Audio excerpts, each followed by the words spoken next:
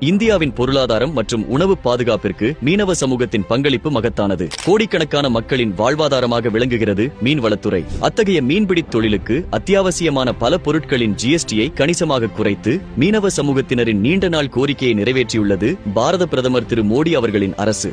அதன்படி மீன்பிடி வலைகள், தூண்டில்கள், மிதவைகள் போன்ற அத்தியாவசிய உபகரணங்கள் மீதான ஜிஎஸ்டி 12% 5% குறைக்கப்பட்டுள்ளது. இது மீனவர்களின் அடிப்படை முதலீட்டு செலவை பெருமளவில் குறைக்கும் ஒரு முக்கிய நடவடிக்கையாகும். மீன்பிடி படகுகளுக்கான டீசல் இன்ஜின்கள், பண்ணைகளில் பயன்படுத்தப்படும் நீர் இறைப்பான்கள், ஏரேட்டர்கள் போன்ற பொருட்களுக்கான வரி 12% முதல் 18% வரை இருந்த நிலையில் தற்போது 5% குறைக்கப்பட்டுள்ளது. இது மீன் வளர்ப்பு மற்றும் மீன்பிடி தொழிலின் தினசரி இயக்க செலவை குறைக்கும். மீன் எண்ணெய், பதப்படுத்தப்பட்ட மீன் மற்றும் ஈரால் போன்ற மதிப்பு கூட்டப்பட்ட பொருட்களுக்கான வரியும் 12% 5% குறைக்கப்பட்டுள்ளது. இது உள்நாட்டு நுகர்வை அதிகரிப்பதோடு இந்திய கடல் உணவுப் பொருட்களின் ஏற்றுமதி போட்டித்தன்மையை உலக சந்தையில் மேம்படுத்தும். மீனவர்கள் போன்ற அடித்தட்டு மக்களின் குரலுக்கு செவிசாய்த்து அவர்களின் வாழ்வாதாரத்தை மேம்படுத்த வேண்டும் என்ற அக்கறையுடன் செயல்பட்டு வருகிறது பாரத பிரதமர் திரு மோடி அவர்களின் அரசு என்பதற்கு இந்த ஜிஎஸ்டி குறைப்பே சான்று.